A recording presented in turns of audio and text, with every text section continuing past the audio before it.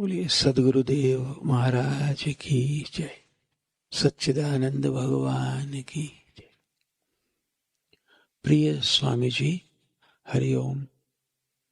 आपको क्या लगता है गुरुदेव किस प्रकार से अभी भी आश्रम में भक्तों के द्वारा अपनी अनुभूति करवा रहे हैं? वो किस प्रकार से लोगों के अनुभव में अब आश्रम में आ रहे हैं चोला छोड़ देने के बाद? क्या आप कोई सलाह देंगे मुझको कि हम किस प्रकार से अपने जीवन में बदलाव लाएं, सुधार लाएं, कि हम उनको ज्यादा उनके प्रति ग्रहणशील बन सकें, उनके प्रति उनको अनुभव कर सकें? आपके चरणों में लीडा।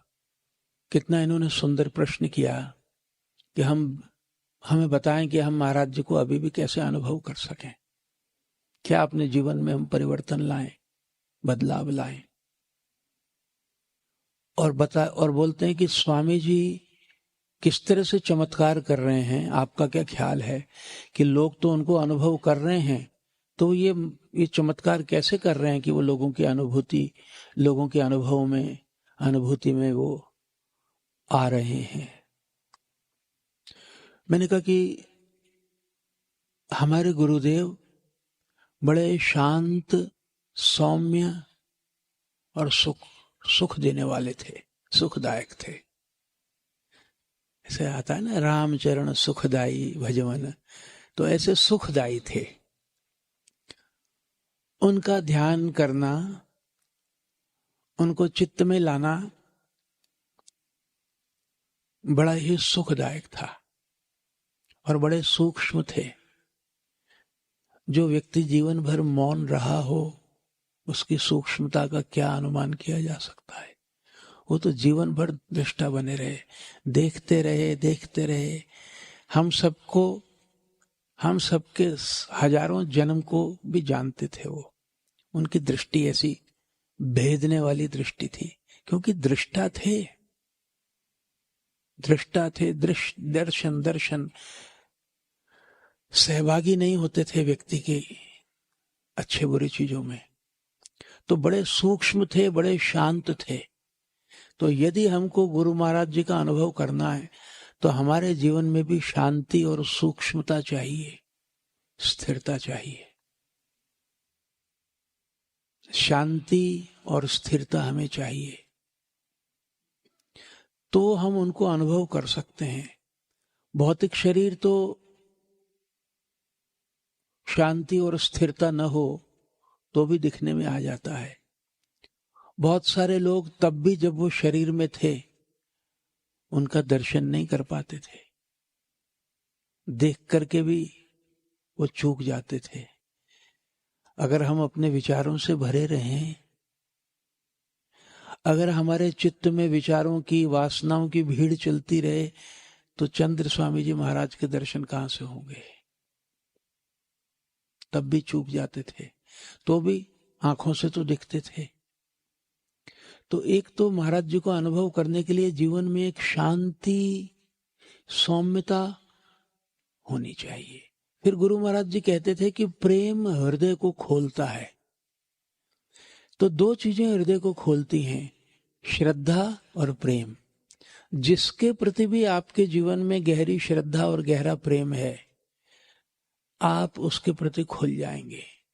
भगवान राम के प्रति, भगवान कृष्ण के प्रति, गुरुदेव के प्रति, और उनके गुण आप में आने लगेंगे। अगर गुरु के ऊपर गहरा चिंतन करोगे तो गुरु के गुण आप में उतरने लगेंगे। मैंने इस बात को गहराई से अनुभव किया, अब कर पाता हूं, कि जब महाराज जी शरीर में थे तो वो दो रूपों में रहा करते थे। एक अरूप रूप में, एक रूपवान होकर के शरीर के माध्यम से। शरीरधारी रूप तो हम सबने देखा है। इसके अलावा एक उनके इर्द गिर्द चारों ओर एक प्रभा मंडल हुआ करता था। एक सुगंध की तरह एक दिव्यता रहती थी उनके व्यक्तित्व में। वो पूरे आश्रम में जैसे सुगंध भरी रहती है ना, एक अगरबत्ती जला दो तो पूरे हॉल में भर जाती है। दिखती तो नहीं है, लेकिन सबकी नासिका में भर जाती है। जैसे एक छोटा सा दिया रोशन कर दे पूरे कमरे को, तो ऐसे ही वो प्रकाश और सुगंध की तरह ना भरे हुए थे। वो उनका प्रभा मंडल क्या था? वो उनका प्रभाव मंडल भी था।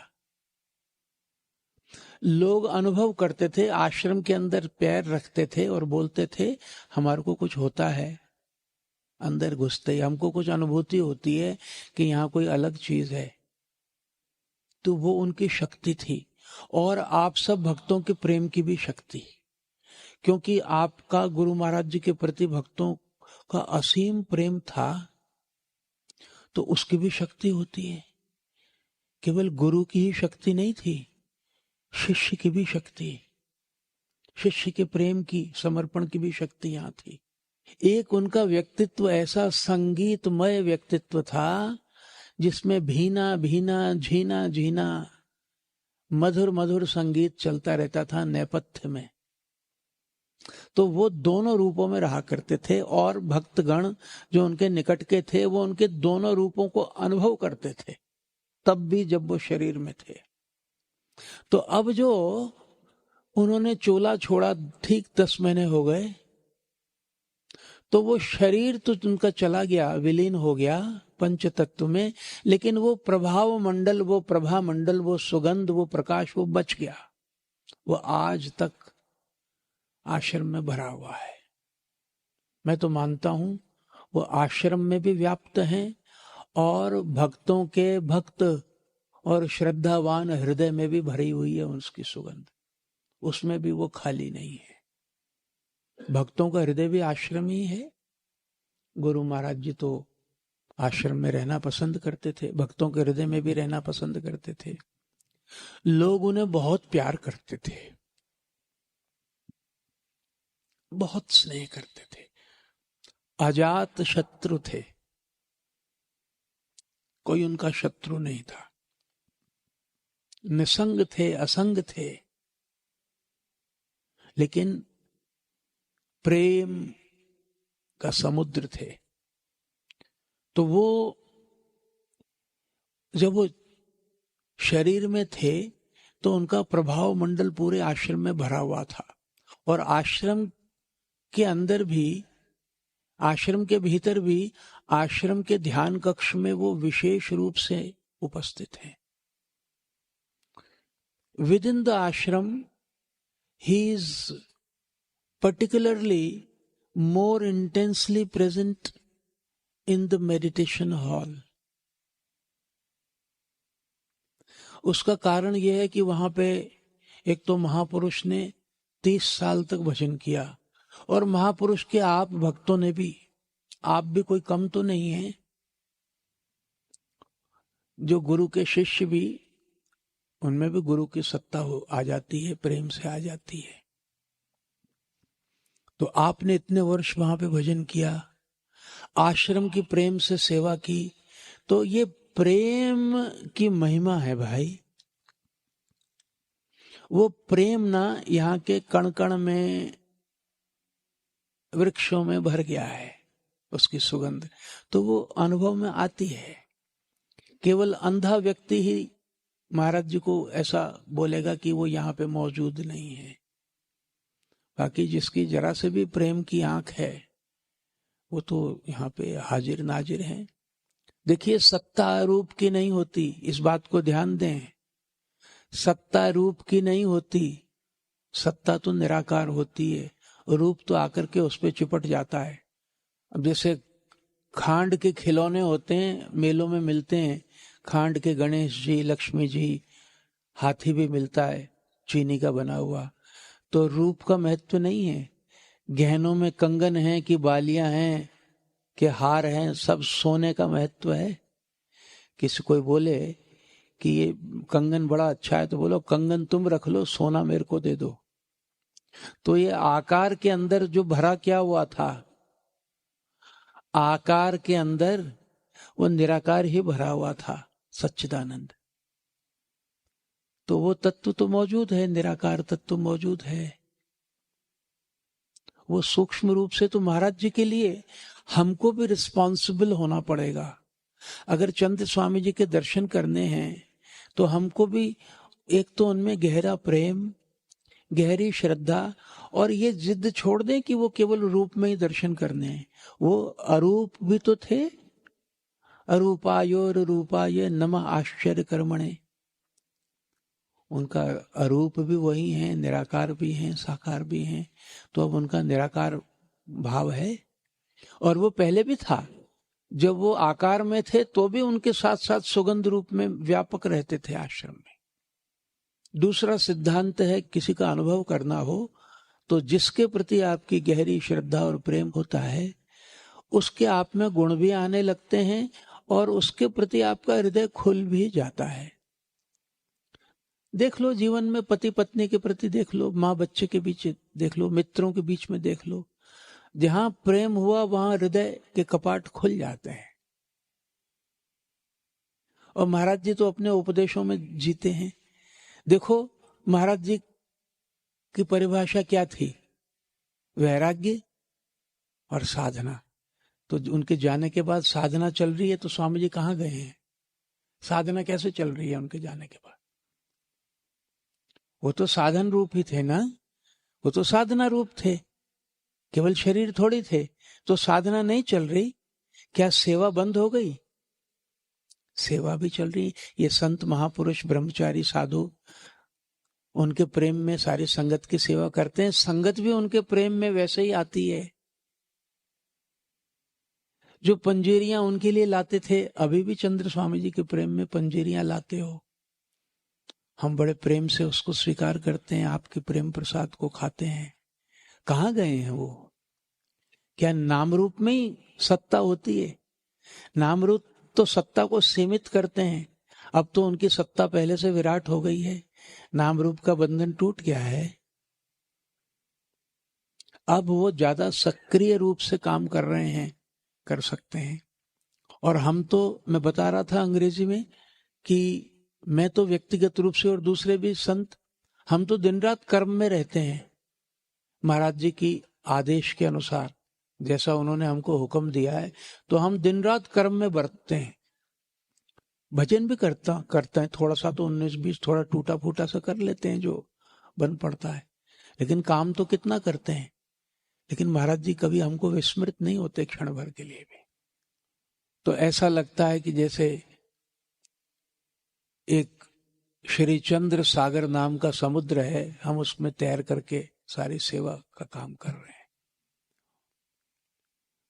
उन्हीं में रह करके हम सेवा कर रहे हैं, ऐसा हमको प्रतीत होता है।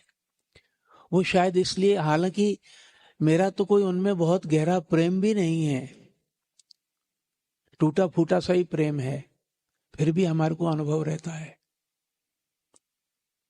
वो ये कि अब उनकी निराकार उपस्थिति है, अब उनका निराकार भाव ज्यादा प्रकट है। अब उनका सुगंध के रूप में, रोशनी के रूप में उनकी उपस्थिति ज्यादा मुखर है, प्रकट है। स्वामी जी के 2 उपदेश थे प्रमुख, वैराग्य और अभ्यास। अभ्यास वैराग्याभ्याम तद निरोधः, ऐसा बोलते थे। और दोनों की प्रतिमूर्ति थे। वैराग्य प्रेम का विरोधी नहीं है।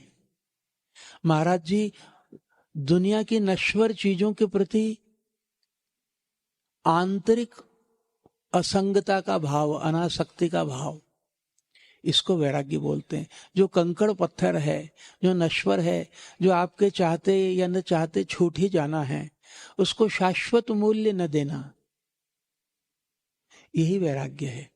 बाकी तो वो कर्म में बरतते थे, हमारी माँ की तरह सेवा करते थे, पूरा आश्रम बना दिया उन्होंने। और भी देखो कितने महापुरुष, बड़े बड़े कर्मयोगी महापुरुष हैं। स्वामी रामदेव जी को देखो, कितना बड़ा बड़ा भारी पुरुषार्थ करते हैं। तो उनके हृदय में एक मधुरता, एक कोमलता, एक मुलायमता ये बनी रहती है।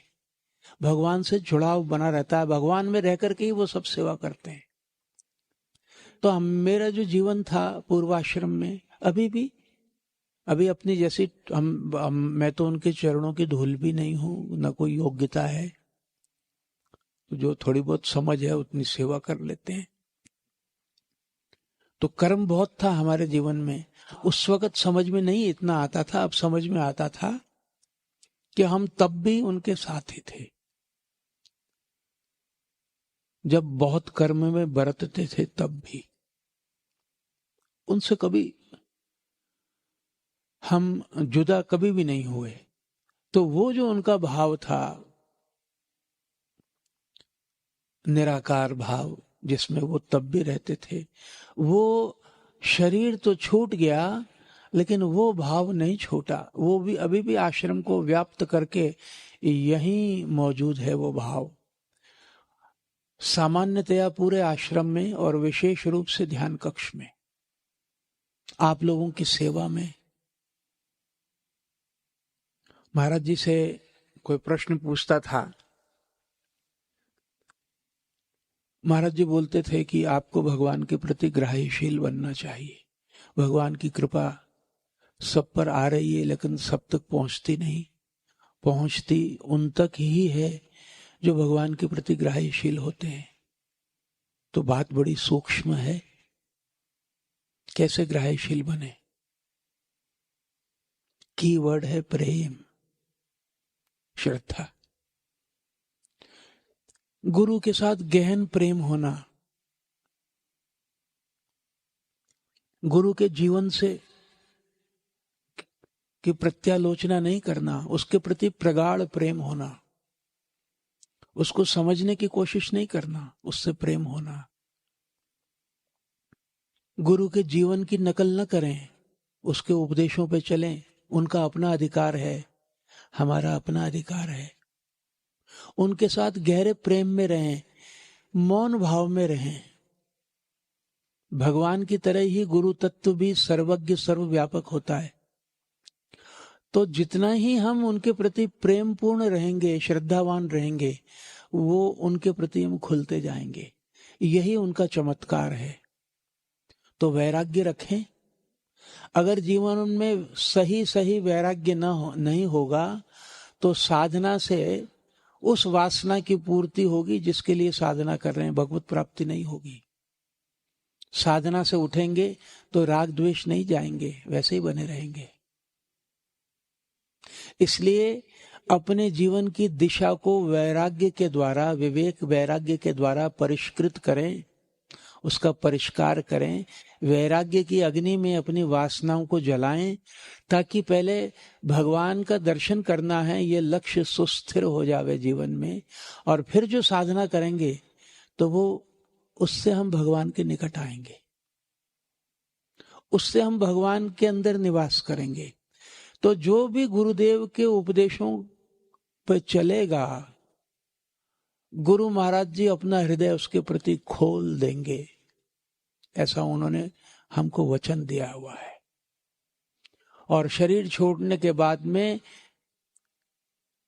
शरीर की बाधाओं से मुक्त होकर के उनकी शक्ति पहले से भी अधिक है, पहले से अधिक है। उनका कार्य करने का दायरा, वृत्त भी व्यापक हो गया है। और इस जो आश्रम में उनके जाने के बाद भी 4 टाइम का ध्यान चल रहा है, ये उनकी मौजूदगी का प्रमाण नहीं है। वैसे ही सेवा चल रही है जैसे तब चला करती थी, ये प्रमाण नहीं है कि महापुरुष यहीं कहीं हैं।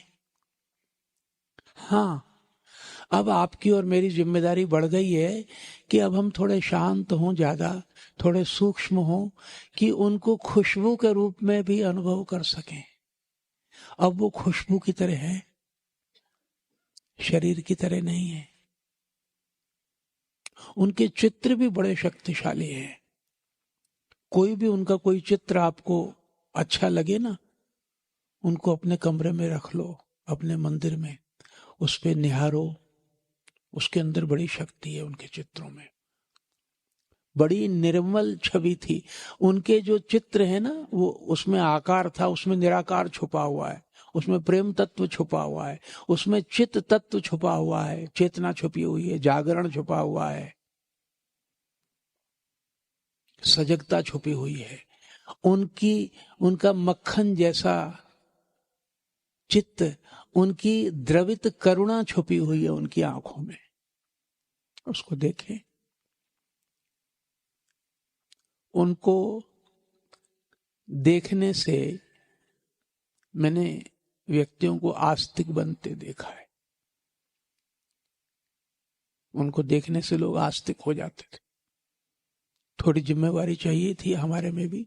लाखों लोग हैं, बहुत लोगों ने देखा होगा, लेकिन जिसकी जरा सी भी कमाई है साधन भजन की, पवित्रता की, तो उनसे प्रभावित हुए बिना रहता नहीं था। प्रभावित होना मतलब क्या है? कि उनकी प्रेजेंस को महसूस करना। अभी लोग आते हैं तो ऐसा उनको लगता है कोई समझा तो सकता नहीं है, कोई रूपरेखा तो है नहीं उपस्थिति की उनकी, कि एक चित्र बना दो कि ऐसी उपस्थिति है। ये तो बड़ी अपार्थिव उपस्थिति है, दिव्य है, अरूप है, लेकिन है। पहले वे उनका जो होना था वो नाम रूप में भी सिमटा हुआ था, नाम रूप के परे भी था।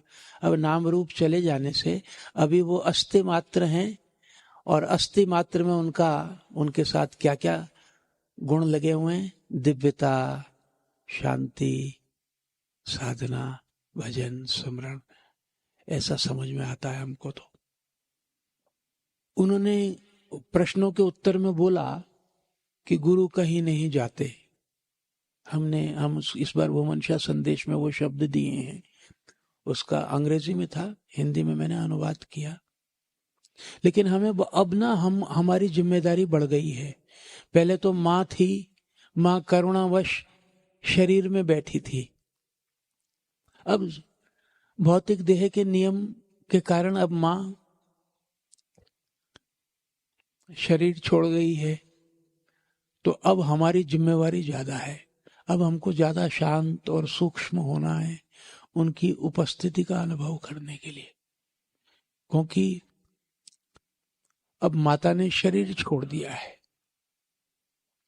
अभी वे हैं और अपना हमको अपने प्रेम स्नेह का दूध पिला के अपने जिस्म का हमको खूब रिष्ट पुष्ट करके गई है, सब सेवकों को।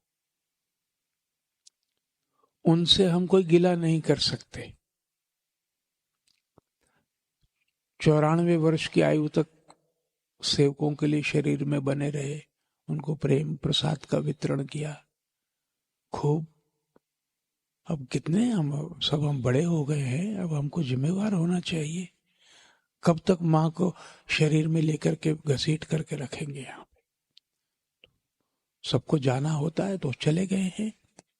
अपने पीछे बहुत ठोस परंपराएं, परिपाटियां छोड़ करके गए हैं। अपनी शक्ति, अपनी सुरक्षा कवच छोड़ करके गए हैं। उसको हमको पहचानना चाहिए। बस यही मेरी विनती है कि वो हमको शक्ति दें कि हम उनके उपदेशों पे चल सके। एक उनका उपदेश है, वो है निष्काम सेवा का। वो बड़े प्रसन्न होते थे इससे। तो उनके पहले तो थे वैराग्य, अभ्यास, ठीक ठीक समझ क्यों जी रहे हो, प्रतिदिन की साधना बड़ी प्रिय थी उनको। ये दो चीजें करें तो वो आपके अनुभव में आएंगे। और तीसरा, यदि आप गृहस्थ आश्रम में हैं या जहां भी हैं और जीवन में ऐसी परिस्थिति है कि सेवा कर सकते हैं, तो कभी अवसर गंवाना मत निष्काम सेवा का। भगवत नाते कर देना सेवा, चाहे धन से, चाहे मन से, चाहे बुद्धि से, चाहे मुस्कुरा करके, चाहे जैसे कैसे, भगवत नाते सेवा कर देना। महाराज जी का अनुभव आपको होगा, अभी भी निराकार रूप में भी होगा। हमारी तो ऐसे ही उन पे आस्था विश्वास है। बोलिए सद्गुरुदेव महाराज की जय, सच्चिदानंद भगवान की जय। ओम।